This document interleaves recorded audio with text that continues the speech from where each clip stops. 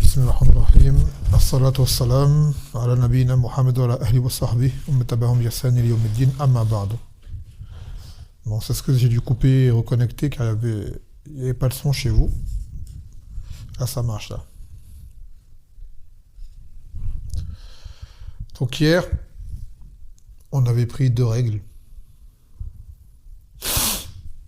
T'as eu le temps d'écouter? C'était quoi que t'as entendu au début?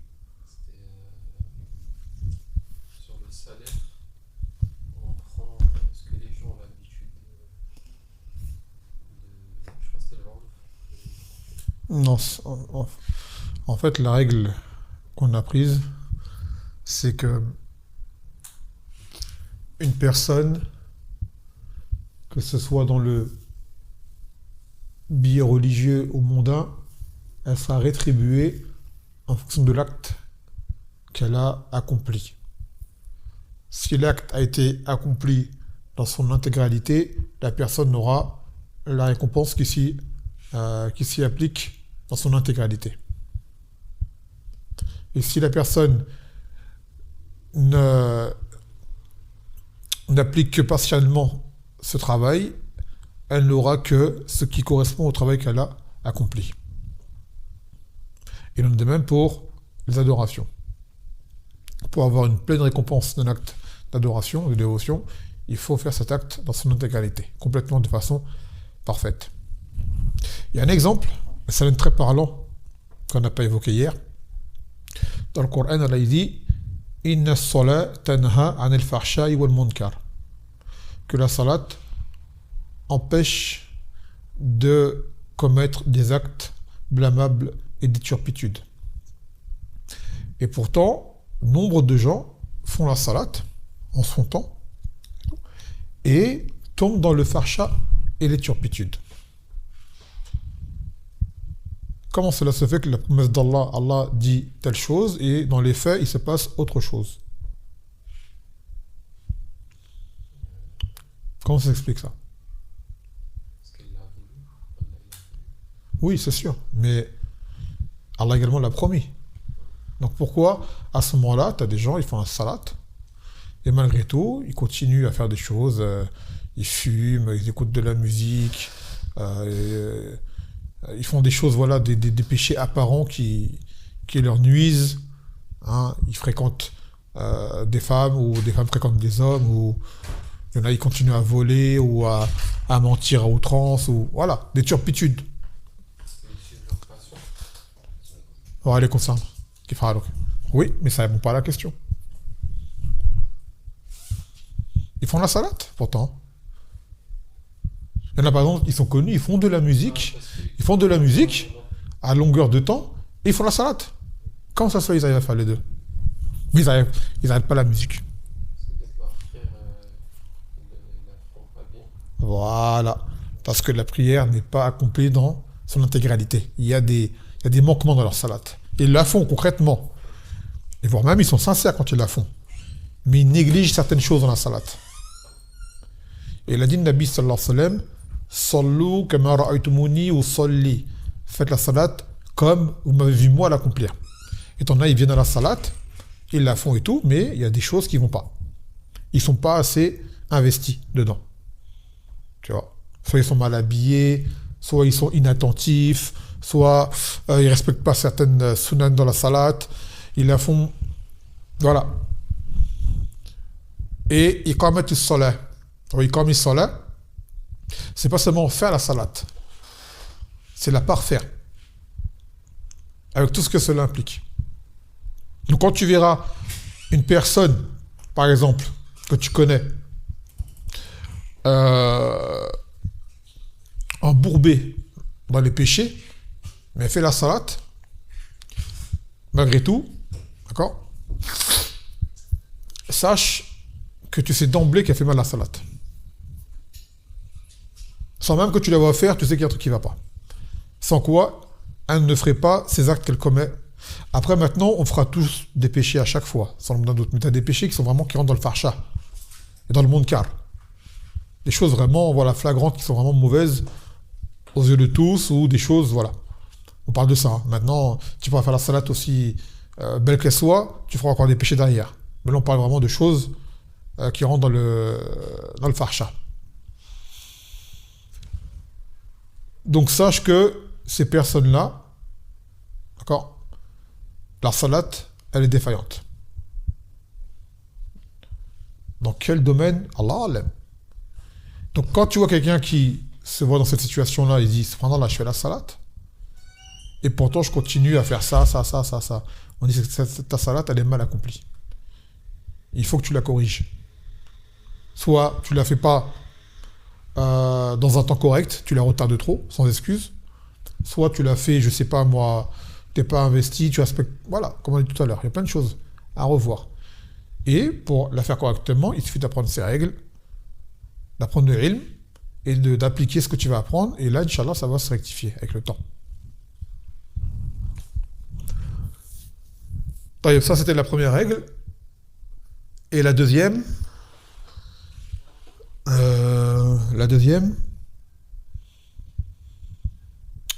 moi j'ai oublié.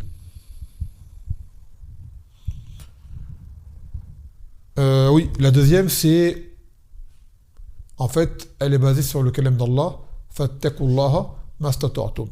Ce que tu ne peux faire dans sa totalité, alors fais-le dans ce qui t'est possible. Mais fais-le quand même. Fais-le quand même. Et là, ça revenait à la règle que al-mashaqqa tajlibu taysir, que la difficulté emmène à la facilité. Exemple, quelqu'un qui ne peut pas faire la salat debout, mais il la fera comment? Voilà. Il ne peut pas la faire assis, il la fera allongée. Ce que tu ne peux pas faire tel que cela te l'a été prescrit, fais-le comme toi tu es en mesure de le faire. Mais dans les capacités, on va dire, dans ce que la religion te le permet. Comme la salade du voyageur. Celui qui est en voyage, ou la salade de la peur. Celui qui est au combat, la salade, il ne l'abandonne pas. Mais la salade, elle aura à ce moment-là une autre façon d'être accomplie, qui sera adaptée à la situation. Par rapport à la peur, par rapport à l'ennemi, et ainsi de suite. Mais tu l'as fait quand même. Et qui plus est, dans son temps. Et ça, c'est une expression que les ulama disent souvent, ma la yudraku kullu, la yudraku jullu. Ce qu'on ne peut accomplir dans son intégralité n'est pas à délaisser dans sa totalité. Tu fais ce que tu peux. Tu ne peux pas faire 10, fais 8. Alors allez comme ça. Tu ne peux pas faire 8, fais 6. C'est pas je peux pas faire 10, alors je fais 0. Non, tu fais ce que tu peux dans la graduation. Donc là, on va prendre, Inch'Allah, 2 nouvelles règles.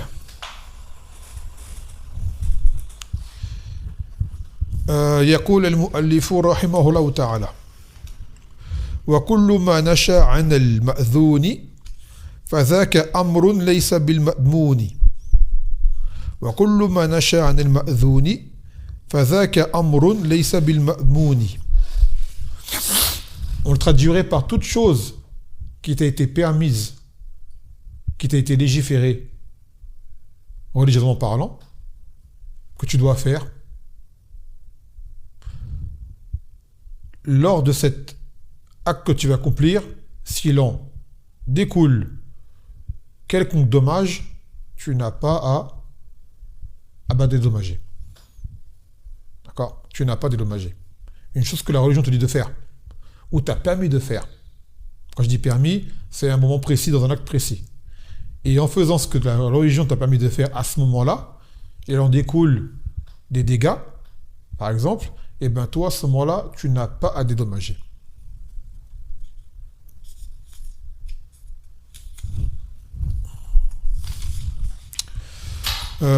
طيب يقول يعني أن الإنسان إذا فعل ما أذن له في فعله إما من جهة الشارع أو من جهة صاحب الفعل ونشأ عن ذلك المأذون أشياء توجب الضمان لو استقلت كانت تلك الآثار هدرا غير مأمونة.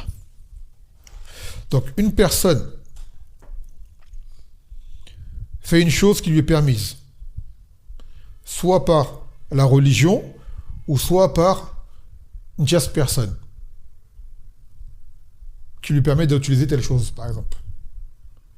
Et de cet acte ou autre, il en découle des dégâts. D'accord? Alors à ce moment-là, ce dégât, tu n'as pas à le dédommager. D'ailleurs, au début, j'ai oublié de lire un passage.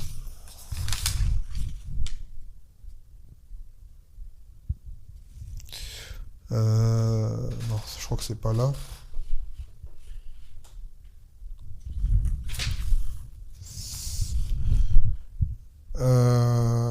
Taïeb. Par exemple, un exemple qu'on donne souvent, dans ce livre qu'on est souvent été amené à évoquer, dans le Coran, elle a dit As-saliqu wa as-saliqatu faqta'u aydiyahuma jazaa bima nakala.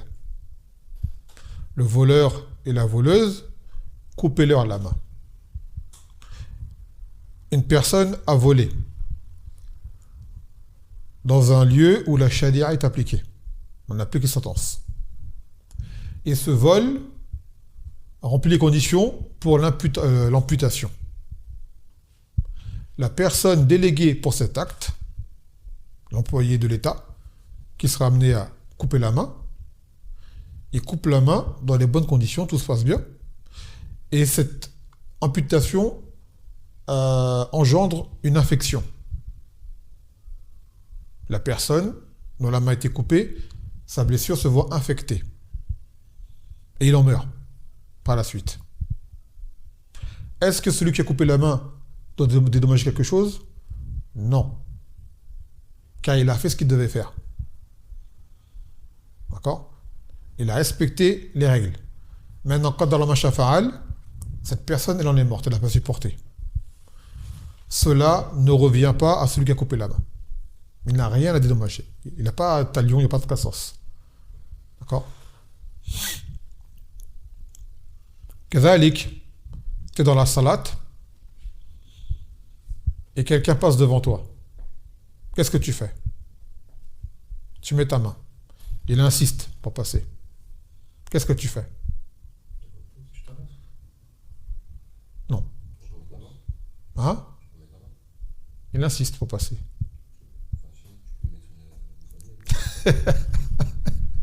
Directement. Comme ça. Aussi violent. Non, pas violent. Tu le repousses brutalement. Dans la mesure du possible. On est pris de la règle.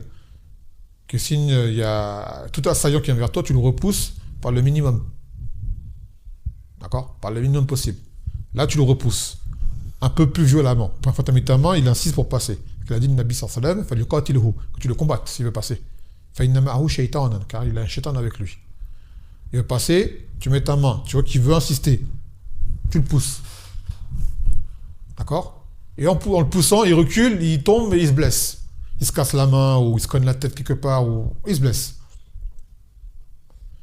Il dit, tu m'as poussé, il faut que je me suis blessé à cause de toi. Tu te dis non. Tu as voulu passer devant moi dans la salat, je t'ai bloqué le passage, tu as insisté, je t'ai poussé, t'es tombé, j'ai rien à te rembourser. C'est à cause de toi. Car moi, la religion m'appelle à ce que j'ai fait, je l'ai fait. Que je te repousse. Donc à ce moment-là, je n'ai rien à dédommager. C'est lui qui est responsable. Car c'est lui qui aura provoqué cela. À la base, c'est lui qui est en transgression, pas toi. D'accord?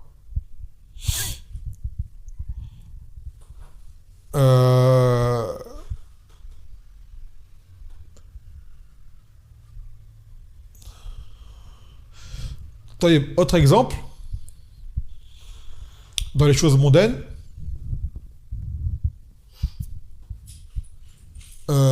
toi, par exemple, je t'emprunte un objet.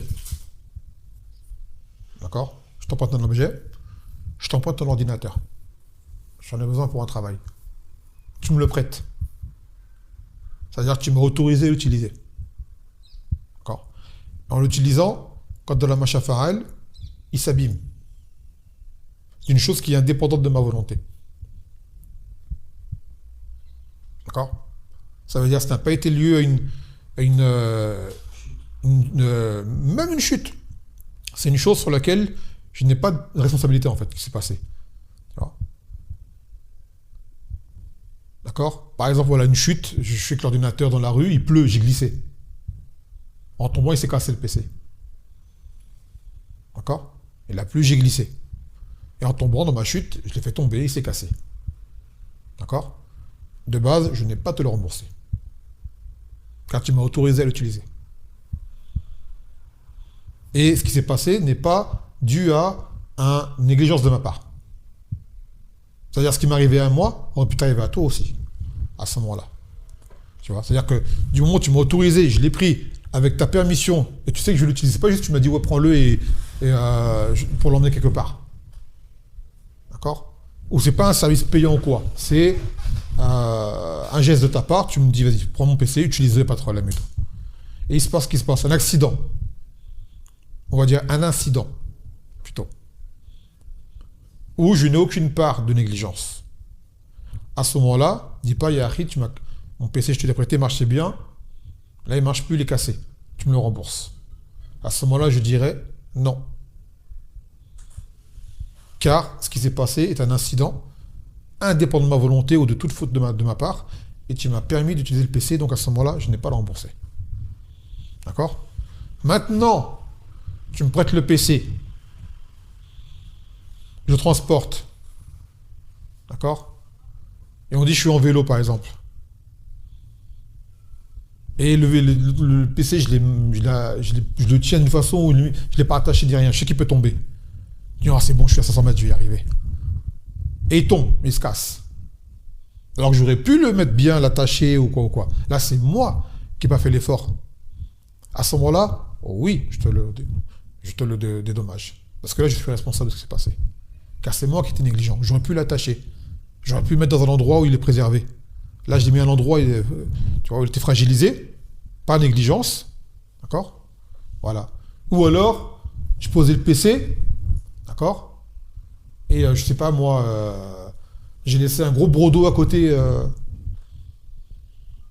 Ça veut dire, c'est logique. Le PC est là, tu laisses pas un truc d'eau à côté. À n'importe quel moment, tu vois ce que ça veut dire? Ça va tomber sur le PC, tu vas l'abîmer. Donc, toute chose où tu vois qu'il y a une négligence de la personne, à ce moment-là, il est dommage. Mais s'il n'y a pas une négligence de sa part, c'est un incident qui s'est passé, qui aurait pu arriver même au propriétaire de l'objet, malgré lui, alors il ne peut pas t'imposer de lui dédommager. Sauf si il l'avait mis en condition avant de te le prêter. Il a dit, Yahi, je te prête le PC. J'y tiens. Il coûte cher. J'ai dû mon travail pour l'acheter. Je te le prête. Mais tu me le rends comme je te l'ai passé. Si jamais tu l'abîmes, tu es responsable. Il ne regarde pas ta fait exprès ou pas exprès. Il dit, si tu l'abîmes, tu es responsable. Toi, tu dis, d'accord. Tu assumes. Là, il t'a mis une condition.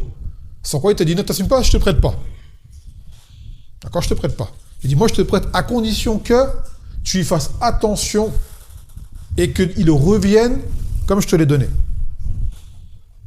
Si tu dis oui, tu t'es engagé, tu as pris la responsabilité de rendre le PC comme tu l'as pris. Donc là, si Ami l'a abîmé malgré toi, tu dois lui rendre le PC comme il te l'a passé. Tu es responsable. Même si ton fils qui l'a cassé, c'est ta femme qui l'a cassé, pas toi. Il était sous ta responsabilité. D'accord? Lui, il peut comprendre. Il dit, je sais que c'est pas ta faute, Tari, mais moi, je vais le récupérer comme je te l'ai passé. Tu vois? Il ne va pas te blâmer. Il va dire, quand on a Farel, hein, c'est pas de ta faute, tu n'es pas coupable ni rien, mais je veux le récupérer comme je te l'ai passé. Tu vois? Il ne va pas t'accuser, ouais, tu as été négligent ou quoi. C'est pas de ta faute ce qui s'est passé. Parce que tu n'étais même pas au courant. Le PC, un jour, tu arrives, tu dis, tiens, ton PC, il ouvre, il dit, l'écran, il est cassé. Tu ne savais même pas. Tu dis, comment il s'est cassé l'écran? Je ne sais pas, il dit, regarde, l'écran, il est cassé. Et après, tu rentres chez toi et en fait, ta femme te dit, ouais, en fait, j'ai oublié de te dire, ton fils, il a joué avec le PC, il est tombé, j'ai pas regardé, mais j'ai entendu le PC tomber par terre. Il me dit qu'il n'y avait rien, en fait, il s'est cassé l'écran. C'est ton fils qui l'a cassé. Tu n'étais même pas là. D'accord? Pareil, ton fils, ça ne tombe pas dessus, il n'a pas fait exprès. C'est petit ou quoi. D'accord? Quoi qu'il en soit, t'expliques ça au frère, il dit, il n'y a pas de problème, ça peut arriver, moi-même j'ai des enfants, ils m'ont cassé plein de choses à la maison, mais toi et moi, on a un accord. là tu lui rends. Sauf si tu te dis c'est bon, vas-y, ça merlak. Si de lui-même te dit c'est bon, ma'alek, d'accord? Voilà. Mais sans quoi, tu dois lui rendre la chose. Donc c'est important. Tu prêtes ta voiture à quelqu'un, tu prêtes ton scooter à quelqu'un, tu prêtes ta tondeuse à quelqu'un, tu abrites quelqu'un, tu prêtes ton appartement à quelqu'un, plein de choses comme ça, d'accord? Dans les choses qui arrivent, des incidents qui ne sont pas d'une négligence ou qu'est-ce, s'il n'y a pas eu de condition émise au préalable, tu n'as pas dédommagé. Par contre, si on te dit, tu dédommages, il y a un contrat par exemple, un accord, d'accord? Tu dédommages. Mais si il y a eu une chose qui s'est déroulée par ta faute, tu as été fautif, d'accord? Là, tu dédommages. Donc ce n'est pas dans l'absolu. D'accord? C'est pas dans l'absolu.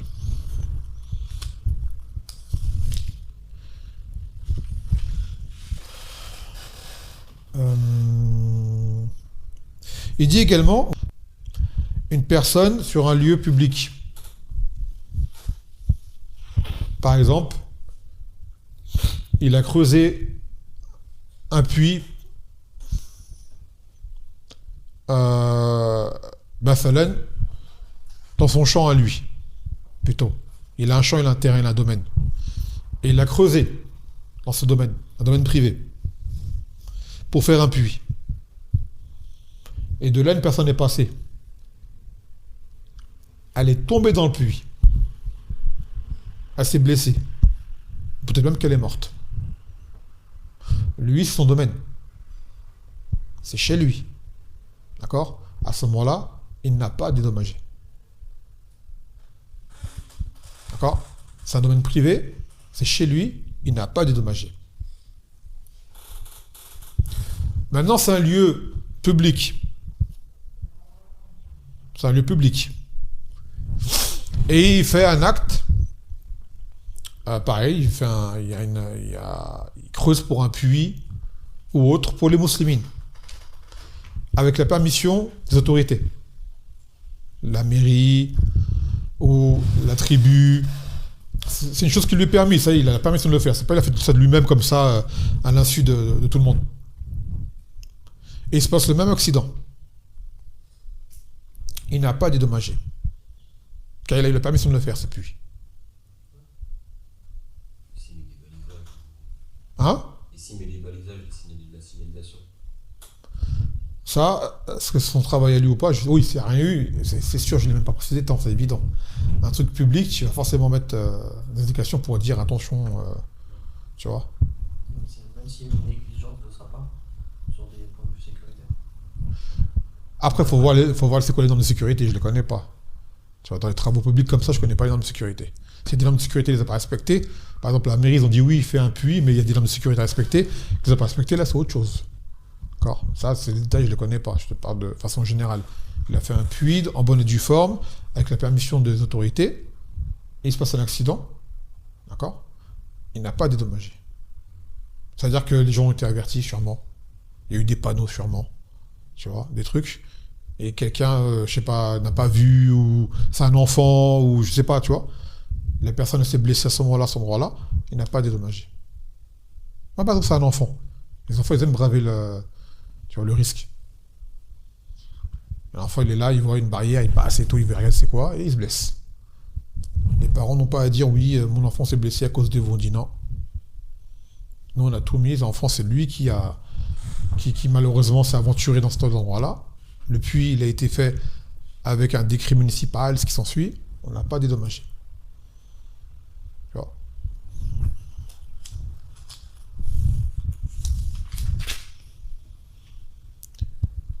Et une fois, c'est pareil, c'est arrivé, je me rappelle, c'est arrivé au Yémen. Il y a des frères qui jouaient, ils faisaient de la lutte ensemble. Ils ont voulu faire comme le Sahaba, c'était un jour de Eid. Ils faisaient de la lutte. Et t'en as un qui en avait plaqué un autre.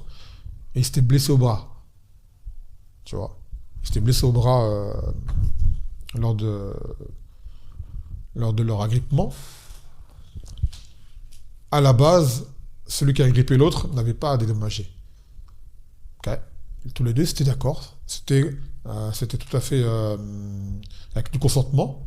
Ils l'ont fait dans les règles, il n'y a pas eu d'abus. C'était bon enfant, mais quand il a marché l'autre, il est mal tombé. D'accord.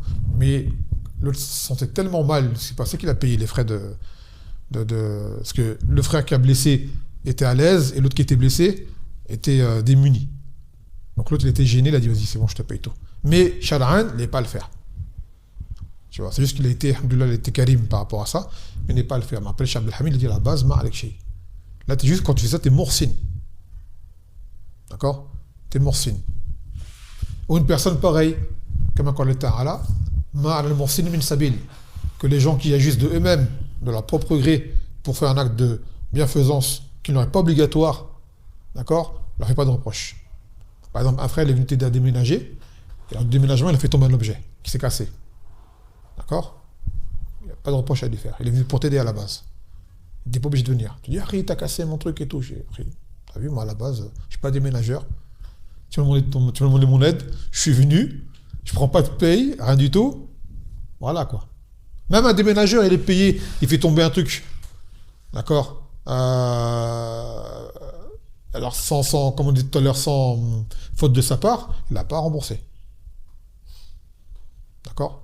Il n'a pas remboursé. Sauf s'il y a un contrat. Sauf s'il y a un contrat. Un accord au préalable qui a été fait. Sans quoi il vient, il fait le déménagement et il se passe quelque chose que... Voilà, il y a un objet qui est cassé. Pendant le déménagement, malgré lui. À ce moment-là, le déménageur, tu ne peux pas lui imposer. Maintenant, si vous avez un accord qu'il dit, moi, je déménage et tout dégât, c'est moi qui assume, ainsi de suite, c'est autre chose. Mais sinon, toi, Shar'an, tu ne peux lui imposer de déménager ce qui aurait été cassé si jamais il n'y a pas eu de faute de sa part.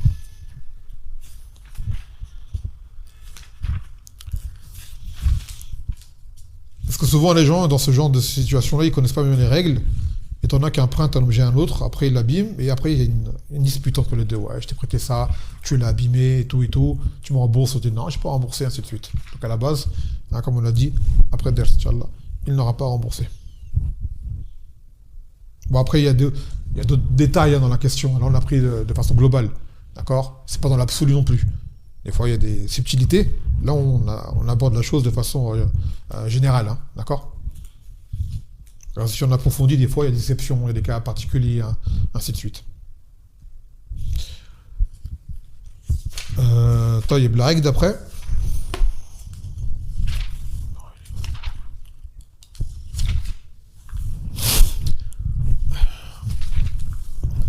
يقول وكل حكم دائر مع علة وهي التي قد أوجبت لشريعتي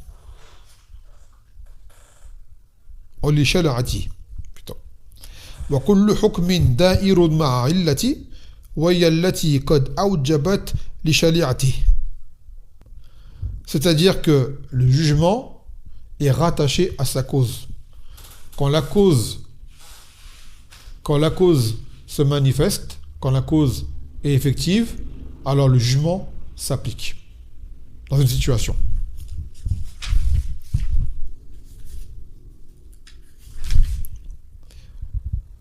Et on appelle ça en fait أن الحكم يدور مع علته وجودا وعدما. C'est-à-dire que le jugement est rattaché à la cause en fonction de sa présence ou son absence. Il y avait une faïda que je voulais lire.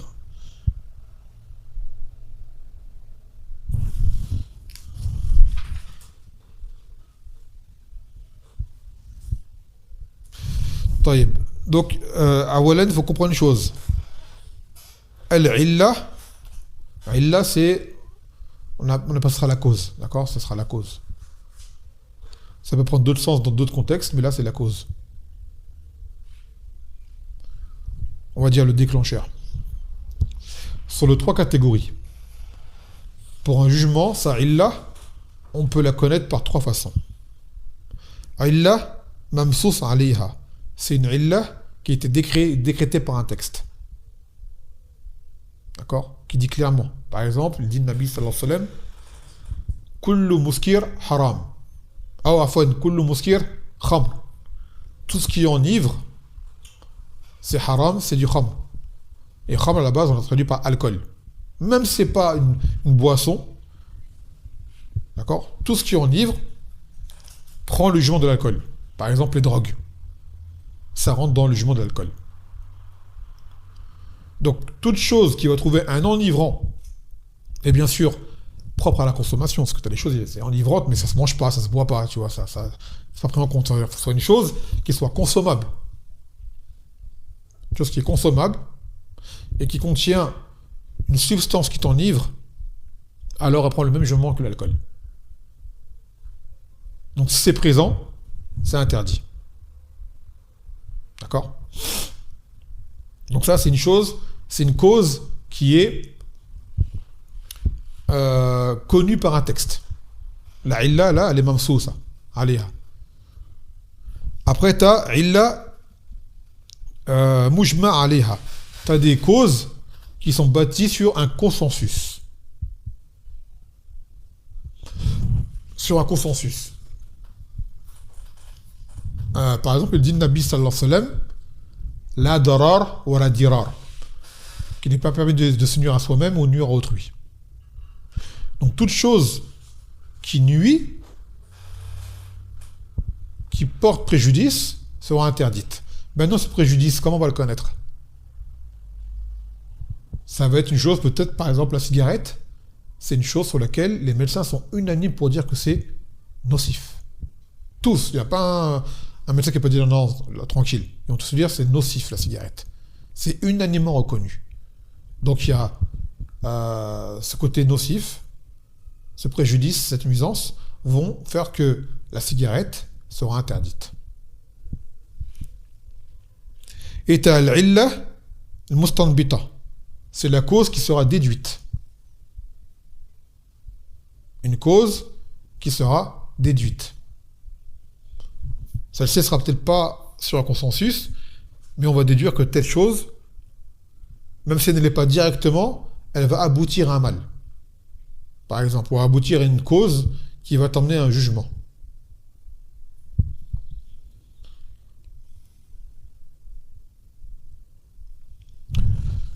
Donc maintenant, on ne peut établir un jugement d'interdiction ou de permission ou autre, ça dépend de la question qu'on aborde, si ce n'est en présence de sa cause. Si la cause est présente, à ce moment-là, on peut alors émettre un jugement. Quelqu'un va te dire, j'ai telle boisson. Hein, c'est une boisson, comme il avait été interrogé le Nabi sallallahu alayhi wa sallam, à propos du... ils appellent ça comment déjà en français? Comment il s'appelle déjà? Ah, j'ai oublié le nom. Boisson à base de miel qui est alcoolisée. Hein? Non, ça c'est à base de pommes. Je crois pas que ça existait à l'époque des Sahaba. J'ai oublié cette boisson-là. Elle existe là. Ouais, elle existe, ouais. Attends. C'est le nabiz. Comment il s'appelle déjà en français? J'ai oublié. C'est quoi, un fruit? Non, c'est une boisson. Après, ça dépend de quoi elle se compose.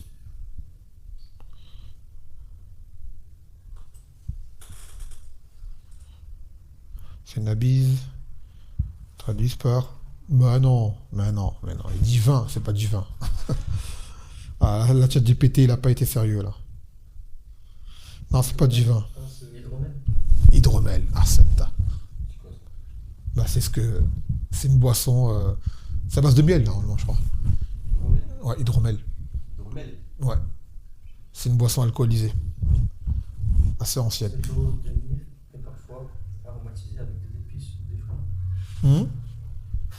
C'est avec la base de l'eau, du miel. Voilà, c'est ça. Parfois c'est aromatisé avec des Voilà, c'est ça, barakallahu fik. Al-Muhim, le Nabi sallallahu alayhi wa sallam avait interrogé à propos de boissons. Sahaba, ils ont dit une boisson qui est faite à base d'orge et de miel qui nous réchauffe en hiver. D'accord? Et c'est là qu'il a dit Kullu muskir haram. Ils ont dit, est-ce qu'on peut boire cette boisson-là? D'accord? Et cet effet de réchauffement était dû à ce côté alcoolisé qu'il y avait dedans. Quand c'est connu, l'alcool, ça réchauffe. Et là, il a dit, Nabi sallallahu alayhi wa sallam, Kul muskir, tout ce qui enivre est haram. Donc si jamais tu trouves, pour faire comprendre au questionnaire, il ne faut pas qu'à chaque fois il vienne avec chaque boisson, et ça, et ça, et ça, et ça. On te donne un jugement général. Prends-le, applique-le. Tu as la réponse. C'est ça le qaïda. Une qaïda, ça permet d'avoir une réponse à plein de questions. Parce que tu as des gens qui s'arrêtent trop à une question particulière sans comprendre la règle qui s'y applique. Donc à chaque fois, ils vont te sortir plein de questions différentes. On dit, écoute, prends la règle. Quand tu as la règle, d'accord, tu auras la réponse à ta question. Et tu vas te reposer, et tu vas me reposer moi aussi. Et un tas de questions. Donc, il lui a appris que tout ce qui enivre, c'est interdit. C'est-à-dire, après ça, c'est à toi de te renseigner sur cette boisson. Contient-elle un enivrant ou pas? Si elle a un enivrant, on ne va pas retourner voir le moufti pour lui demander. Il t'a dit, je t'ai dit, tout ce qui enivre, c'est haram. Donc maintenant, cette boisson-là, je ne la connais pas. Renseigne-toi sur elle. Est-ce qu'elle enivre ou pas? Si elle enivre, tu as la réponse. Si elle n'enivre pas et qu'elle n'a pas une autre substance illicite, par exemple, je ne sais pas moi, impureté ou quoi, c'est permis. D'accord? C'est permis. Donc, pour résumer que, quand on trouve la cause, alors on y applique le jugement qui, d'accord, s'y attribue. C'est comme par exemple quelqu'un va te dire, puis-je serrer la main à telle femme? Par exemple, on va te dire, est-ce que cette femme, c'est un mahram pour toi? Ou c'est une ajnabiya? Est-ce que c'est un mahram, c'est-à-dire une femme qui est proche et d'une proximité qui te permet de pouvoir la voir, de pouvoir rester seul avec elle, de pouvoir voyager avec elle?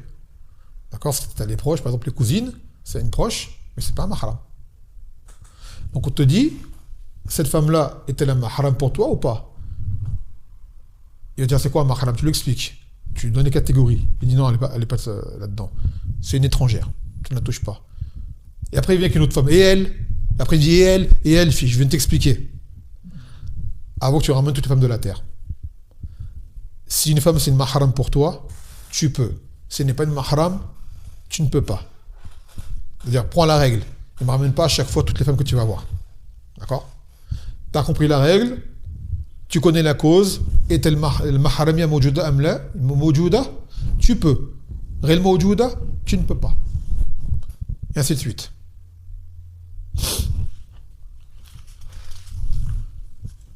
Donc dans chaque chose, on ne peut attribuer un jugement à quelconque situation si ce n'est en présence de sa cause. Et bien sûr, les jugements, faut les connaître les jugements, et une chose qui est haram ou quoi, il faut connaître sa cause. Maintenant, quelle cause on parle? D'accord? Quelle cause on parle? On explique qu'il y a des causes dont on connaît leur existence par un texte. D'autres causes qui ont été connues par expérience. Et d'autres causes qui ont été déduites. Tout comme on a des choses, par exemple, la cause,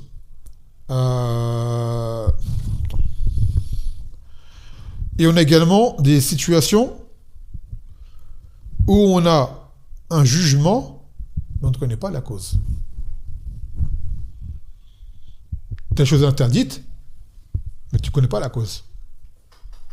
D'accord? Et ça, Allah Azza wa Jal s'est tué sur les choses pour tester notre soumission.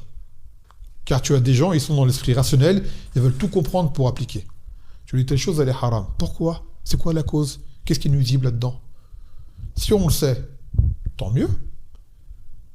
Mais si on ne le sait pas, on sait qu'il y a un jugement là. Et la cause elle existe. Allah, il connaît la cause. Wallahu ya'lamu wa antum la ta'lamun. Allah, il sait, alors que vous ne savez pas.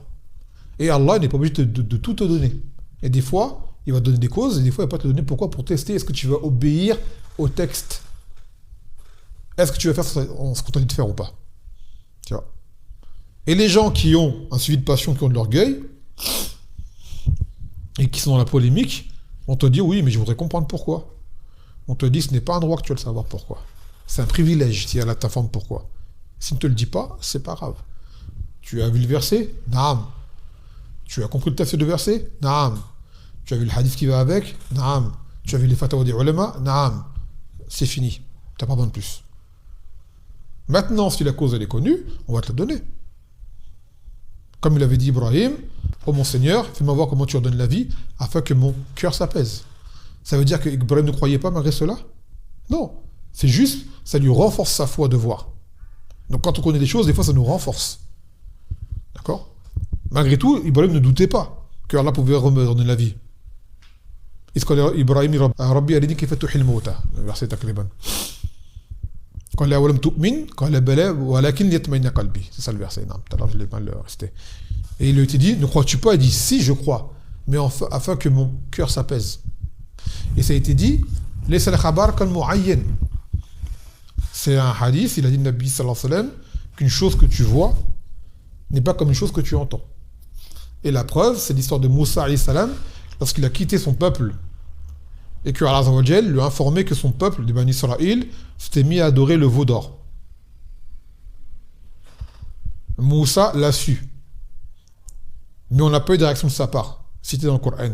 Mais quand Moussa est arrivé, il a vu son peuple en train de faire la chose devant ses yeux-là, là il a réagi. C'est-à-dire avant ça il a cru. Mais quand on t'informe d'une chose, et la chose tu la vois, c'est pas pareil. Donc lorsque Moussa alayhi salam a vu, là, c'est là qu'il s'est mis en colère. D'accord? Et c'est là que les tablettes ont été brisées. De colère par rapport à ce qu'il a vu. Donc, des fois, il y a des causes, pareillement, quand tu vas la connaître, ça va impacter sur toi. Ton cœur va s'apaiser, tu sauras. Mais tu as des situations, tu n'as pas la cause. Et c'est Allah, à ce moment-là, il te teste pour voir, vas-tu obéir malgré tout? Car la foi, c'est ça. C'est de croire, mais sans voir. C'est-à-dire, ils vont te dire, moi, comme ce qui est attribué à un prétendu saint Thomas, ils aiment bien dire ça comme saint Thomas, je ne crois que ce que je vois. Apparemment, dans l'un des évangiles, il y a un saint Thomas qui dit, moi je veux voir, sinon je ne crois pas. Tu vois, et les gens aiment bien dire ça maintenant. Tu vois, et ça, c'est une croyance des Yahoud. Tu vois, comme ils ont dit, Ya Moussa, lan numina laka hatta nara Allah jahra. Oh Moussa, nous ne croirons pas en toi tant que nous ne verrons pas Allah clairement. D'accord? Et bien le croyant, lui, il n'a pas besoin de voir pour croire. Juste, il a la révélation. S'il sait que ça vient d'Allah Azza wa Jal, ou du Nabi sallallahu alayhi wa sallam, et que le hadith est authentique ou quoi, c'est ça, il croit. Sans quoi, quel mérite y a-t-il de croire dans ce que tu vois? Il n'y a aucun mérite. Demain, quelqu'un me dit, par exemple, toi tu me dis, Ilyes, il est là à côté de moi. Je dis, ouais, je le vois. D'accord? T'as pas de mérite. C'est évident, c'est devant moi, il n'y a pas de... Maintenant, je ne suis pas là. Je te dis, Ilyes, il est là, tu me dis, oui, il est là. T'es sûr? Oui, il est là à côté de moi. D'accord. Là, t'as quel mérite? Que je te fais confiance. Je crois en ce que tu m'as dit. D'accord? Donc là, il y a, toi, dans ton cœur, tu te dis, ah, ben il me croit. C'est-à-dire, pour lui, j'ai de confiance. Oui, je suis sûr, il est à côté de moi. C'est bon, j'arrive. D'accord? Mais si tu le vois, quel mérite il y a? Il n'y a aucun mérite. Si les gens voyaient le Jannah devant eux comme ça, quel mérite il y aurait? On verrait le Jannah, on verrait le feu de l'enfer devant nous là, mais crois-moi bien qu'on serait comme les Sahaba. Mais Allah nous teste. Il t'informe de la chose. Tout comme Allah a mis des faits pour que tu crois en lui à travers sa création. Il t'a mis des signes. Parmi ces signes, il y a le jour et la nuit, le soleil et la lune. C'est-à-dire Allah t'a montré des faits qui te prouvent qu'il existe. Et croire en Allah Azza wa Jal fera que tu vas croire en son livre dans lequel il t'indique des choses que tu ne vois pas. Mais il t'a montré des faits qui te prouvent que ce livre il est véridique. Donc à d'autres moments dans ce livre, il va te dire des choses qui font que si tu crois en ce livre, cela va impliquer que tu agisses de telle et telle manière. Donc Allah Azza wa Jal t'informe qu'après la mort, il y a les comptes. Tu seras ressuscité. Tu vas rendre des comptes. Tu peux être châtié. Et tu peux être également récompensé. Et après paradis, après feu. Maintenant, il te dit, dans le sens, tout cela c'est après la mort. Là, maintenant, tu ne vois rien. Mais si jamais tu veux voir ça, alors agis de telle et telle manière maintenant. D'accord? Fais ça ou ne fais pas ça. Fais ça maintenant, ne fais pas ça après, ainsi de suite. Tous les ordres interdits qu'on va avoir. C'est pour tester notre degré de foi par rapport à ce qu'on ne voit pas. À quel stade on veut l'obtenir. D'accord? Et donc, après, par rapport à nos actes, on va voir qui vraiment est motivé à agir. Par exemple, tu vas le voir aller à ses 5 salawats tous les jours, de façon assidue. Ça, c'est une marque de foi. Ne va faire cela qu'une personne qui croit, de base. Pourquoi tous les jours, il va à la mosquée 5 fois et il se met dans les rangs? Qu'est-ce qu'il amène à faire ça? De base, hein. C'est qui croit en la récompense qui va derrière. Une femme qui se hajjab, qui se voile, qu'est-ce qui la force à faire cela? Parce qu'ils aiment bien dire, ouais, c'est son mari qui la force, son père qui la force. Non, c'est son iman qui la force à faire cela. Car même demain, elle est orpheline et elle est célibataire. Elle n'a pas son père, elle n'a pas de frère, elle n'est pas mariée. Elle va pas se voiler malgré tout. Qui c'est qui va la forcer à le faire? Parce qu'il y a personne qui l'attrape, qui lui dit, hey, voile-toi, on va te frapper. Donc elle est contrainte par quoi? Parce qu'ils disent, ouais, c'est les hommes qui la forcent. C'est pas les hommes qui la forcent à se voiler. C'est sa religion. Tout comme nous, par exemple, la barbe. D'accord? La barbe, on dit, c'est mon choix, mais cela m'a été ordonné d'avoir une barbe. Mais j'ai le choix, si je veux, de me raser. Allah m'a donné le libre arbitre, si je veux, demain, je pars, qu'Allah m'en préserve, je prends un rasoir, je me rase. Donc on va dire, oui, je suis forcé par ma religion dans laquelle je crois. Mais moi, en tant qu'être humain, j'ai le choix, si je veux, je la rase, ma barbe. Personne ne m'a mis une arme sur la tête pour dire, pousse ta barbe, sinon on te tue. Et pour les femmes, c'est pareil, comme un s'habille. D'accord? Et certaines, qui sont peut-être un peu désinvoltes sous l'autorité d'un homme, l'homme va dire, couvre-toi. Car en ne te couvrant pas, moi aussi je prends des péchés. Car tu es à ma charge. Par exemple, le père va dire à sa fille, voile-toi. Car moi, en tant que père, si jamais je meurs là, elle va me demander, est-ce que je t'ai fait les causes pour que tu te voiles? Tu vois? Après le jour où tu n'es plus à ma charge, où je peux plus je peux plus... C'est comme toute chose avec ton enfant quand tu l'éduques. Que ce soit le voile ou tout péché. Tu vas dire à ton fils, demain ton fils arrive chez toi avec une canette de bière. Tu vas laisser faire? Tu vas dire jamais de la vie, mon fils. Déjà de base tu bois pas, mais alors, encore plus devant moi chez moi, c'est pas possible. Quand je suis pas là, je te vois pas, c'est entre toi et ton Seigneur. Mais alors là, c'est que je t'ai ordonné de ne pas le faire. Quand tu me désobéis, tu m'auras peut-être désobéi à moi, mais c'est pas moi qui vais te châtier après. C'est ce que tu as fait. Maintenant, ça se passe devant mes yeux, je le vois. Oui, je vais t'en empêcher. D'accord? Parce qu'ils aiment bien dire, ouais, les hommes forcent les femmes à se voiler. On dit, les gens qui ont autorité forcent, on va dire, ou plutôt, oui, contraignent les gens à leur charge d'obéir, que ce soit la fille ou le garçon, ou quiconque, à faire les choses dont lui sera responsable. Si demain, tu as un directeur d'école, d'accord, et que les enfants, ils sortent pendant les heures de cours, les parents, ils vont dire ce qui est responsable. C'est toi le directeur. Donc les gens vont dire, ouais, il va dire, ouais, c'est le directeur qui me force à aller à l'école. Je vais à l'école parce que le directeur me force. Je vais dire, je te forçais pas, moi. C'est le système républicain qui ordonne à ce que les enfants soient à l'école. Et moi, en tant que responsable d'une école, oui, je suis responsable de toi, car si jamais tu sors, c'est moi qui vais endosser. Donc, je ne te laisse pas sortir, sauf avec un mot de tes parents. On dit, bah pourquoi quand c'est nous les musulmans dans notre religion, d'accord, on est des tyrans et des dictateurs, et quand c'est vous, c'est normal. Tout père responsable, d'accord, va empêcher à ses enfants de faire ce qu'il considère comme étant un mal pour eux. Que ce soit une religion ou autre. D'accord? Toute mère responsable, d'accord, agirait de la sorte avec ses enfants. C'est normal. Donc dites pas, oui, les hommes forcent les femmes à se voiler. Non. C'est pas l'homme qui disait que la femme se voile. C'est Allah qui a fait cela. Et après, Allah fait qu'il y a des gens qui ont autorité sur d'autres pour faire en sorte que ces lois soient appliquées. Comme le gouverneur va le faire, d'accord? Comme le moufti va le faire, comme un policier va le faire, comme le père va le faire avec son enfant, comme le grand frère avec son petit frère, et ainsi de suite. Toute personne qui est en mesure de changer un mal, il va le faire. Mais dire que l'homme aime le hijab et c'est lui qui force la femme à se voiler, on dit ça, c'est pas vrai. Ça, c'est dans vos délires, ça. D'accord? Malheureusement, toujours de vouloir instrumentaliser la femme, faire passer la religion comme une religion de contrainte. On dit l'islam, c'est la soumission. On n'a pas le choix dans ce qu'on fait. Dans le sens où Si tu es musulman, tu dois faire ça. Maintenant, est-ce qu'il y a une chose qui nous force à le faire? Par exemple, demain, quelqu'un te dit, moi, on le dit souvent, moi, pendant 5 jours, je dors pas. Et je te mets au défi. Je te mets au défi. Ta langue te dit, je dors pas, ton corps va dire, moi, je vais dormir. Toi, tu fais ce que tu veux, mais moi, je vais dormir. Là, tu seras contraint. Tu n'auras pas le choix. Ton corps va s'écrouler. Tu vas dire, non, je dors pas, je dors pas. Quand tu vas dire, non, dans un peu de ta phrase, ça y est, tu seras en train de ronfler. Car tu seras forcé. Ça, c'est une loi universelle auquel personne ne peut échapper. Ni le musulman, ni le kafir. Tu vois. Comme la mort, je ne mourrai jamais. Ah ouais? Tu vas jamais mourir? Saute de là-haut, deuxième étage, et viens me voir après. Viens me serrer la main. Tu vois? Vas-y, saute, dis-moi, je meurs pas.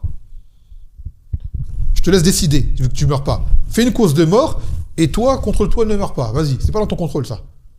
D'accord? Par contre, ce qui est du côté légiféré, législation de la loi d'Angèle, Allah l'a imposé pour celui qui veut obtenir sa récompense, son agrément, son pardon. Mais en soi, personne ne va arriver et va te contraindre à le faire. Par contre, si tu ne te le fais pas, assume derrière. Assume derrière. Tout comme Allah t'a contraint, toi, de faire tel acte, Allah va contraindre des personnes qui ont autorité de te forcer à faire tel acte, parce que sinon, lui-même, il aura le péché. Il a dit, Nabi sallallahu alayhi wa sallam, que lorsque l'enfant arrive à 7 ans, on lui ordonne de faire la salat. Si l'enfant ne fait pas la salat, il n'y a pas de péché. Mais toi, en tant que parent, tu ne l'as pas ordonné, tu auras le péché. Et à 10 ans, s'il ne la fait pas, tu le frappes. S'il ne la fait pas, l'enfant n'a pas de péché. Mais toi, tu l'auras laissé faire, toi, tu auras le péché. Donc demain, d'accord, tu as une personne sous ton autorité qui n'obéit pas, d'accord, et tu as le moyen de te faire obéir, à ce moment-là, et tu auras laissé le péché se dérouler, tu auras le péché toi aussi. Lui, il aura, s'il est balir, mukallaf, je veux dire, et toi également qui avais, on va dire, ce pouvoir de cette autorité de lui faire appliquer la chose, tu ne l'as pas fait, bien sûr dans les mesures du possible, parce que des fois il y a des choses, tu as l'autorité, mais on ne t'écoute pas. D'accord? Et après il y a des limites, tu ne peux pas les dépasser non plus. Et je pense que c'est une chose qui est dans ta capacité de faire, tu ne le fais pas, tu as également le péché. Ne serait-ce que le nasiha, dire fais-le. Tu dis à quelqu'un, fais ça. Toi, tu n'as rien dit, ni rien du tout. À ce moment-là, tu es responsable également. Donc on va dire, non, la femme n'est pas contrainte par l'homme de se voiler. Elle est contrainte par son Seigneur. Et de base, Allah a mis en la femme cette pudeur qui fasse que ce voile, elle le comprend, elle l'accepte. Une sœur qui est accrochée sur le hijab, où Allah préfère mourir que se dévoiler. Elle dira, il n'y a pas moyen, je lève mon voile. Tu as des sœurs même, une fois ça m'est arrivé il y a longtemps, c'était au début de mon islam, un frère, il était marié avec sa femme qui était déjà en hijab et tout, et malgré moi, je suis entré dans une pièce, elle était là, elle était dévoilée. Tu vois. Elle a fait quoi direct? Elle a fait ça, c'est caché tout de suite. Son mari n'était pas là pour dire cache-toi. Mais comme elle est habituée à son hijab, un homme l'a vu, c'est quoi son réflexe? Elle a mis ses mains, elle s'est cachée tout de suite. De elle-même. Ça, c'est quoi qu'a parlé? C'est la pudeur. C'est-à-dire que c'est une chose qui va de sa nature. Pour dire quelqu'un l'a forcé? Non. À ce moment-là, il n'y a personne. C'est-à-dire que c'est arrivé tellement vite que personne n'a pu lui dire. Tu vois? Malgré ça, elle a son réflexe de se cacher parce que de base, elle est comme ça. Voilà. Donc en réalité, Allah ne nous ordonne que des choses qui sont en valeur avec notre nature. Il n'y a rien qui nous surcharge. Comme nous, la barbe. La barbe, c'est une chose qui est tout à fait normale chez nous en tant qu'hommes. C'est une marque de virilité, de masculinité. D'accord? Aujourd'hui, nous-mêmes les hommes, demain on dirait, par exemple les femmes, c'est les cheveux longs. D'accord? Ce serait les cheveux longs. Un homme qui craint Allah Azza wa Jal, qui est d'une nature saine, le jour où tu lui rases sa barbe, il va se sentir tout nu. Comme une femme à qui tu as coupé les cheveux. Il dit, c'est pas possible, tu me rases la barbe. Et le rond de sortir de chez lui. C'est arrivé à un homme cher Jamil Seloui, qui était parti en Algérie. Et là-bas, il avait mis la fatwa de l'interdiction des élections. D'accord? Il avait dit la vérité. Il était mis en prison pour ça. En Algérie. Ils lui ont rasé sa barbe. Parce qu'en Algérie, dans les prisons, on te rase la barbe. D'accord? Ils lui ont rasé la barbe. Miskin. Eh ben, et quand il arrive au Yémen, je me rappelle, bon après il a été libéré et tout, c'est une injustice ça qu'il a subi. Eh ben, il se cachait avec son écharpe. Pour lui, c'est comme s'il était nu. Je me mets à sa place, je fais subhanallah, moi, c'est ma barbe, mais. Ah non, c'est pas possible. Tu vois, c'est devenu inconcevable pour nous. Qu'Allah t'en accorde une longue. Tu comprendras, Inch'Allah. Vous comprenez? Pourquoi? Car c'est une chose qui est dans notre nature. C'est dans notre nature. Donc il n'y a pas une chose de l'islam, on l'avait pris au début du livre, qu'Allah Azza wa Jal, tout ce qu'il a ordonné, ce n'est qu'une maslaha pour nous, qui va avec notre nature. Que ce soit le hijab pour la femme, que ce soit la barbe pour l'homme, que ce soit plein de choses de la religion, c'est avec la nature saine de l'homme. C'est-à-dire que l'homme de base est amené à même à l'accepter. D'accord? La pudeur, c'est une chose que même chez les d'autres femmes qui ne sont pas musulmanes, tu vas le trouver. Toutes les femmes qui ont, on va dire, un minimum de lié avec la chasteté, elles sont pudiques. Chez les Yahoud, chez les Nasara. Car c'est dans sa nature. D'accord? Ça fait partie de sa nature d'être comme ça. Après, ça a été dénaturé avec le temps, avec les mœurs et tout, ainsi de suite. Les gens aiment bien dire, ouais, je veux me déconstruire. Tu vas pas te déconstruire, tu vas te démolir, en réalité. Tu vas te démolir. Que ce soit pour l'homme comme pour la femme. On a une fitra, et l'islam va de connivence avec cette fitra. Il n'y a rien qui ne surcharge. Et celui qui ne surcharge, c'est qu'il a un problème. Et tu sais, des fois, tu as des femmes qui vont te dire, ouais, j'ai fait le choix d'enlever mon hijab. D'accord? On dit, sache une chose, le hijab, c'est un ikram d'Allah Azza wa Jal. C'est Allah qui t'a honoré par ce hijab pour préserver ta personne. Le jour où tu l'enlèves, c'est qu'Allah Azza wa Jal t'a sorti des gens qui méritaient d'avoir ce hijab. Sache-le. Ce hijab, c'est un don d'Allah Azza wa Jal. Le jour où tu l'enlèves, c'est que tu es d'une situation qui va ce qu'Allah fasse que tu ne mérites pas ce hijab. Après, ouais, qu'Allah t'accorde le retour, la tauba. À ce moment-là, dis pas, en réalité, c'est moi. Oui, c'est-à-dire tu auras fait le geste d'enlever le hijab. Mais en vrai, c'est Allah qui sait que tu n'es pas dit de ce hijab, donc il t'aura mis dans ton cœur de sorte que tu ne veuilles pas de ce hijab. Tu vois? En fait, c'est Allah qui t'aura abandonné à ce moment-là. Et souvent, tu entends respecter mon choix. On ne respecte pas ton choix. On ne peut pas respecter quelqu'un qui désobéit à Allah délibérément. Comment quelqu'un va dire, je peux laisser l'être, respecter mon choix? On ne va pas respecter. Dans le fond, on ne va pas t'agresser, on ne va rien dire.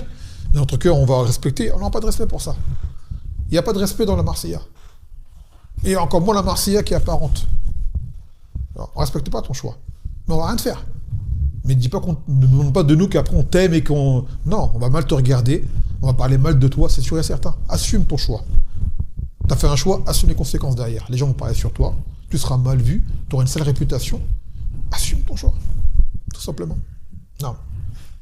Donc voilà ce qu'on a pris aujourd'hui par rapport à ces deux règles-là. Et Bismillah Ta'ala, prochain ders sera le week-end prochain.